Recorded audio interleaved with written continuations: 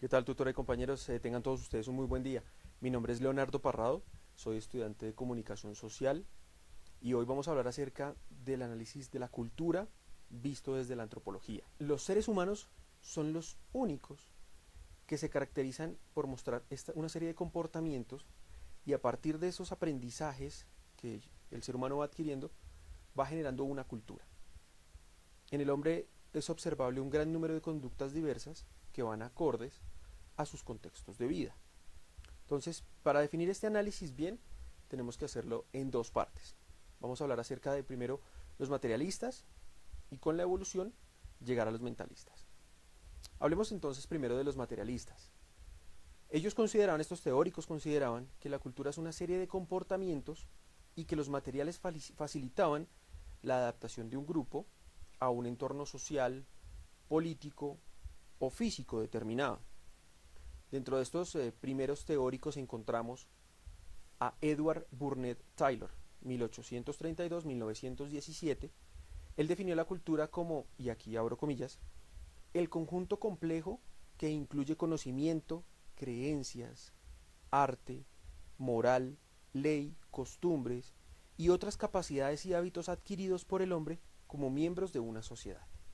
Bronislaw Manalowski, en 1884-1942, en donde su tesis habla que la cultura existe para satisfacer las necesidades biológicas y las necesidades psicológicas de un individuo. Todos estos teóricos concordaban que el término cultura es un complejo de todo, donde se caracterizan conductas humanas de manera grupal, pero también ellos validaban las diferencias conductuales de cada una de las personas. Ahora, hablemos como segunda parte de los mentalistas. Dentro de sus principales exponentes encontramos las teorías de Alfred Kroeber, 1876-1960, quien plantea que se puede entender la cultura como el hecho o la acción de cultivar. Para él, cultura significa tener entonces conocimientos, riqueza interior, es decir, un mundo dentro de sí mismo. Para este teórico Kroeber, el término cultura abarca que el ser humano es, y aquí viene un término que es fundamental, superorgánico, pues nos diferencia de los animales con actividades que son propias del hombre. Luego encontramos otro teórico, que es Clyde Kluskhohn, 1905-1960, quien define que la cultura es una abstracción de la conducta humana. En 1952, dos teóricos, Alfred Kroeber y Clyde Kluskhohn, hicieron una compilación de 164 definiciones de la palabra cultura. Primero, cultivo, acción y efecto de cultivar. Por ejemplo, las técnicas de cultura de este pueblo son muy rudimentarias. Vamos con otra. El conjunto de conocimientos que permiten a alguien desarrollar su juicio crítico. Este es el resultado y es el efecto de cultivar los conocimientos en el ser humano, de ejercer las facultades intelectuales del hombre. Otro punto. Es el conjunto de modos de vida y costumbres, conocimientos y grado de desarrollo artístico, científico, industrial, que genera dentro de su época ese grupo social. Por ejemplo, la práctica de sacrificios humanos era un hábito en las culturas precolombinas. Esa era su cultura. Otro punto. Que son el conjunto de valores, creencias, orientadoras, entendimientos y maneras de pensar que son compartidos por los miembros de una organización y que se enseñan a los nuevos miembros, donde la cultura constituye las normas no escritas e informales que se transmiten en una organización. Y la última, conjunto de elementos materiales y espirituales que, a diferencia del entorno o de los medios naturales, una sociedad crea por sí misma y les sirve a diferenciarse de otra.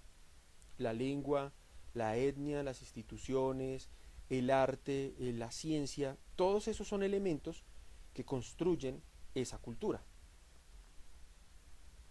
Al reconocer estos representantes de los que hemos venido hablando y las teorías que nos han dejado, nos dejan varias conclusiones. La primera es que el término cultura hace referencia a determinados comportamientos de un grupo de personas, que además representan como un modelo único y determinado. Aunque está obviamente claro que esto está sujeto a cambios de acuerdo a la misma evolución, teniendo en cuenta que estos comportamientos representan tanto la individualidad como la grupalidad, la sociedad en general.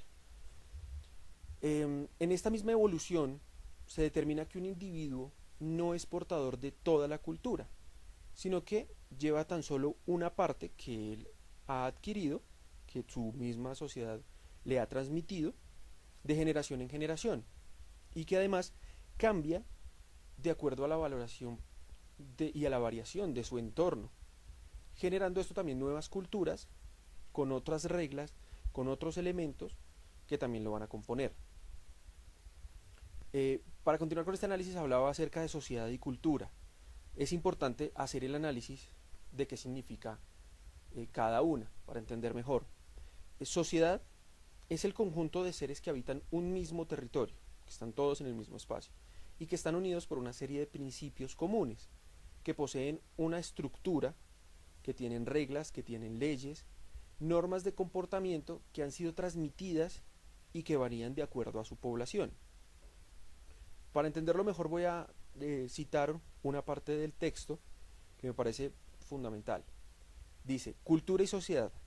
Diremos que cultura es el modo de vida de un pueblo y sociedad es el agregado de individuos que siguen el mismo modo de vida. La sociedad está compuesta por entes y la forma en que se comportan es su cultura. Entonces, en este sentido podemos afirmar que el ser humano, al igual que los animales, es un ser social. Y la única diferencia, o bueno, la única no, una gran diferencia, radica en que el hombre es el único que es capaz de crear cultura. Como primero hablemos entonces de enculturación.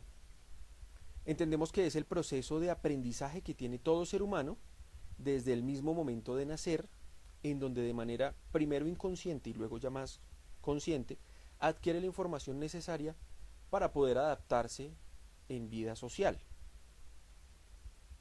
Ahora hablemos del relativismo cultural.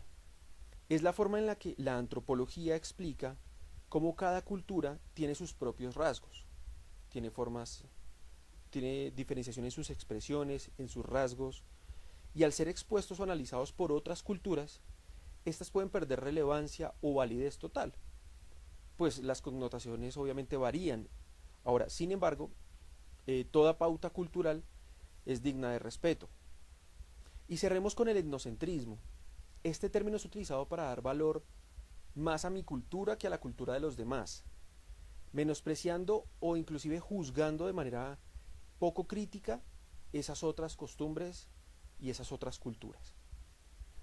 Hasta ahí está esta primera parte de análisis sobre la cultura desde este punto de vista de la antropología.